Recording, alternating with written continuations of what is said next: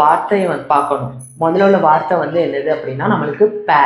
அந்த பேல என்ன வவல் சவுண்ட் வருதுங்கிறத நம்ம பார்க்கணும். பே, ஆ வவல் சவுண்ட் வருது. இல்ல எனக்கு இது தெரியல, வவல் சவுண்ட் கண்டுபிடிக்க தெரியலன்னா என்னது இப்பு பிளஸ் ஆ. ஆனா தான் என்னது நம்மளுக்கு பே வரும். அப்போ இந்த இதுதான் என்னது நம்மளுக்கு வவல்ஸ்.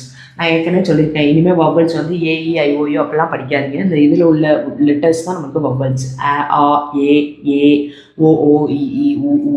அப்போ இந்த வேர்டு வந்து நமக்கு எப்போவுமே ஒரு வார்த்தை கொடுத்தா அதில் முதல்ல வர்ற ஒரு வார்த்தையே இருக்கணும். பே டேவை எப்படி பிரிக்கலாம்? நம்ம பேங்கிறது தான் முதல் வார்த்தை. அப்போது பேல என்ன சவுண்டு வருது? ஆ சவுண்ட். அப்போது நம்ம அதுக்கப்புறம் என்ன பார்க்கணும்னா பிளேஸ் கண்டுபிடிக்கணும். இந்த ஆ சவுண்ட் வந்து எங்கே இருக்குது? நம்மளுக்கு இதில் இருக்குது. அப்போ இந்த ஆ வந்து என்னது நம்மளுக்கு ஃபஸ்ட்டு பிளேஸ். ஃபஸ்ட்டு பிளேஸ்னால் நம்ம எப்படி எழுதணும்னு படித்தோம்? அபோன்னு இருக்கும் அதில். அப்போனா என்ன அர்த்தம்? 2 கோட்டில் இந்த கோடை தொடாமல் எழுதுறது தான் என்னது? அபோ த லைனுன்னு அர்த்தம். அப்போ நல்லா கவனிங்க. Dot vowel first place. அப்போது இந்த பேவை வந்து நம்ம என்ன செய்யணும் அப்படின்னா கோடை தொடாமல் எழுதணும். எழுதிட்டேன்னா கோடை தொடலை. அதுக்கப்புறம் கையை எடுக்காமல் அடுத்த வர ஸ்ட்ரோக்கெல்லாம் நம்ம என்னென்னலாம் பார்க்க வேணாம். அடுத்த உள்ள ஸ்ட்ரோக்கை கண்டினியூஸாக நம்ம எழுதிடணும். லென்த்து மாறாமல் அப்படியே நம்ம எழுதிடணும்.